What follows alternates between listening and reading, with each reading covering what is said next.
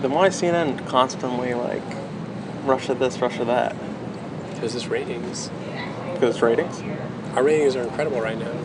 But honestly, you think the whole Russia shit is just like bullshit? Could be bullshit. I mean, it's mostly bullshit right now. Like, we don't have any big giant proof. I just feel like they don't really have it, but they want to keep digging. Mm-hmm.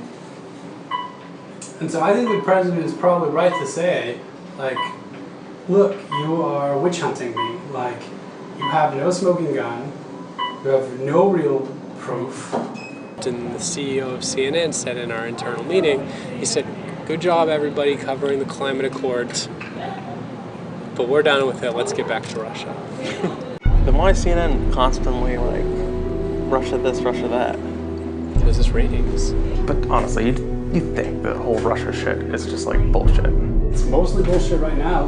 Like, we don't have any big giant proof. I'm not going to give you a question. Can you state categorically? You are fake news. Because of the attack of fake news and attacking our network, I just want to ask you, sir. I'm changing it from fake news, though. Doesn't that undermine... Very fake news. I know, but aren't you... Even if Russia was trying to swing an election, we try to swing their elections. We're in our CIA and doing shit all the time. Fake news. We start our American Pravda investigations inside America's media with Part 1, CNN. Our goal is to expose the real motivations behind the decision-making process at our dominant media corporations. Fake news. One story has monopolized President Trump's time in office like no other, especially on CNN. Russia. In fact, since the inauguration, CNN has mentioned Russia on their air nearly 16,000 times. So we sent our undercover reporters inside CNN to understand why, and to determine if CNN even believes that the story is even real. You're not going to believe what you're about to hear, or maybe you will. I'd like to introduce you to CNN's supervising producer, John Bonifield, in Atlanta. So you believe like the Russia thing's a little crazy, right? Even if Russia was trying to swing an election, we try to swing their elections. We're in our CIA and doing shit all the time. Like, we're out there trying to manipulate governments. Like, you win because you know the game and you play it right. She didn't play it right. Then why CNN constantly like Russia this, Russia that? Because it's ratings. Because it's ratings? Our ratings are incredible right now. In the month of May, CNN's ratings were significantly higher than they were the year before. The Russia story and Trump have made CNN millions. Because of So my boss, I shouldn't say this, my boss a couple days yesterday, we were having a discussion about this dental shoot, and he's like, I just want you to know what we're up against here.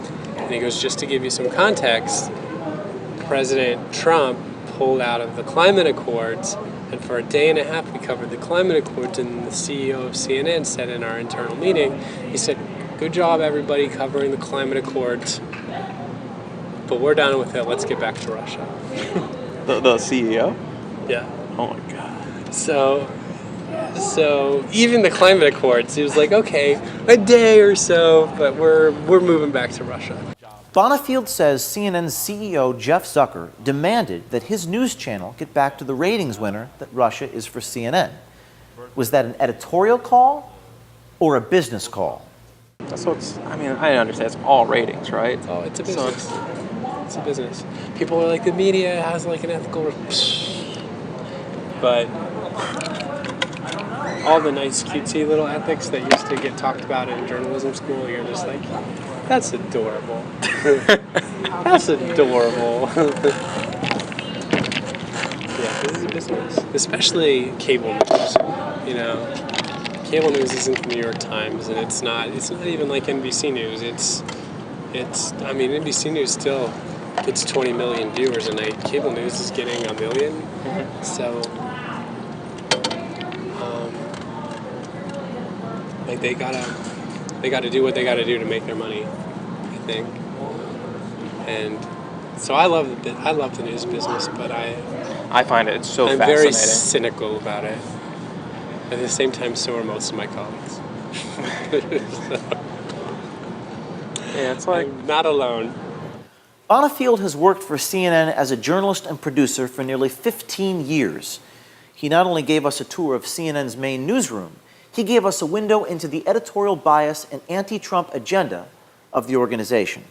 I think that there are a lot of like liberal CNN viewers who want to see Trump really get scrutinized, and I think if we would have behaved that way with President Obama and scrutinized everything that he was doing with as much scrutiny as we applied to Donald Trump, I think our viewers would have been turned off. I think they would have thought like we were attacking him. But I think our viewers right now, and I'm not saying all of our viewers are like super liberals. Right. I think there's just a lot of them, and so Trump's good for business, you're saying? Trump is good for business right now. But honestly, you think the whole Russia shit is just like bullshit?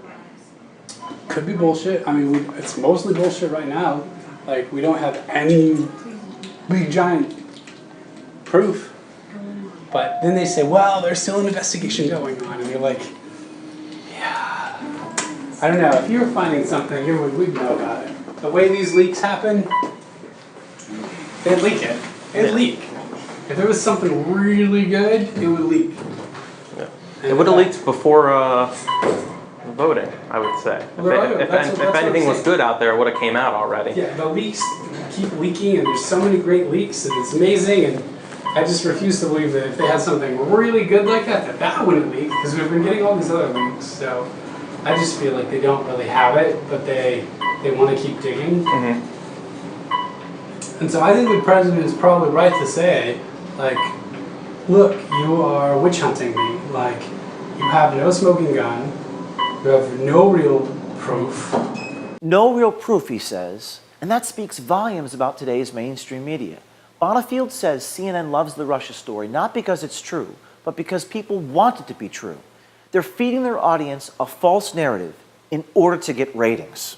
Their enthusiasm to report false news is getting the better of them. On Saturday, CNN imposed strict internal restrictions on all future Russia stories after they had to delete and retract a story that was poorly sourced. And yesterday, 3 CNN staffers resigned, victims of fake news. So where does that leave us? The American people are fed up with fake news, and the mainstream media they cannot trust. It's corporate greed, market pressures, managers without integrity, newsroom bosses without courage, journalists who don't even leave their desks.